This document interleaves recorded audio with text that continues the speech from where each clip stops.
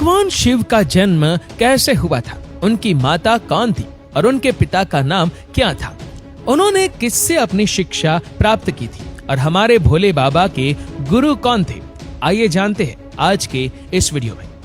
दोस्तों, आज सबसे पहले भगवान शिव के जन्म से जुड़ी पहली कहानी यानी शिव पुराण की एक लोकप्रिय कथा के बारे में बताने वाले हैं। शिव पुराण के अनुसार भगवान शिव को स्वयंभू माना जाता है, जिसका मतलब होता है कि भगवान शिव का जन्म स्वयं ही हुआ था।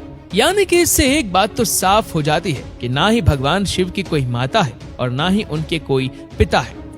इसी कारण से भगवान शिव पंच तत्वों से भी परे है, जिस कारण से इन्हें मृत्यु का भी कोई भय नहीं है और इनकी मृत्यु कभी हो भी नहीं सकती। पर अब बात करते हैं विष्णु पुराण में बताई गई भगवान शिव के जन्म से जुड़ी हुई एक और कहानी के बारे में। विष्णु पुराण में बताया गया है कि भगवान विष्णु के माथे से निकलने वाले तेज के कारण भगवान शिव की उत्पत्ति हुई थी और उनके नाभि से निकलते हुए तेज से कमल पर विराजमान ब्रह्मा जी का जन्म हुआ था। मगर दूसरी ओर भगवान विष्णु के जन्म के बारे में शिव पुराण में बताया गया है कि एक बार की बात है जब भगवान शिव अपने घुटने मल रहे थे और उनके घुटनों से निकलने वाले मैल से भगवान श्री विष्णु जी का जन्म हुआ था। पर अगर ऐसा हुआ है तो विष्णु पुराण और शिव पुराण एक दूसरे से बिल्कुल अलग है।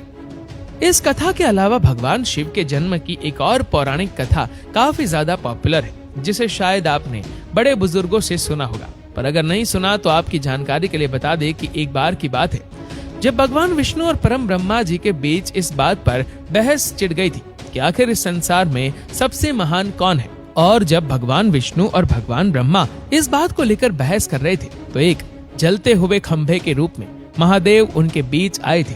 दोस्तों, वो दोनों इस रहस्य को नहीं समझ पाए और तभी अचानक से एक आवाज आई जिसने कहा कि जो भी इस खंभे का छोर ढूंढ लेगा वही सबसे महान कहलाएगा। ऐसा सुनते ही ब्रह्मा जी ने एक पक्षी का रूप लिया और खंभे का ऊपरी हिस्सा ढूंढने निकल गए। वही विष्णु जी ने वराह का रूप धारण किया और खंभे का अंत ढूंढने निकल गए। बहुत देर तक खोजने के बाद भी दोनों में से किसी को भी खंभे का छोर नहीं मिला और दोनों हार मानकर वापस आ गए।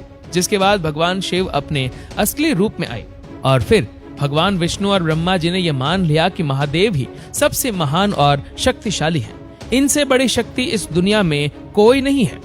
इसी के साथ ही शिव पुराण में बताया गया खंभा इस बात को दर्शाता है कि ना ही भगवान शिव जन्मे थे और ना ही उनका कोई अंत है। और एक कारण तो यही है कि भगवान शिव को स्वयंभू कहा जाता है, यानी भगवान शिव का अंत है ही नहीं, वे अमर है।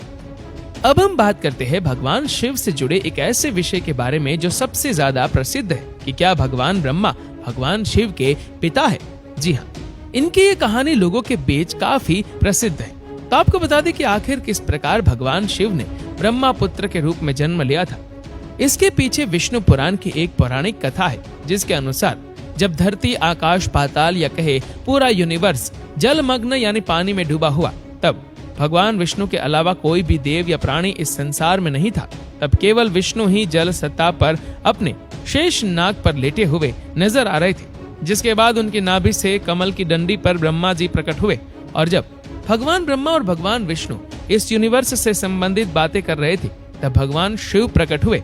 जिसके बाद ब्रह्मा ने उन्हें पहचानने से इनकार कर दिया।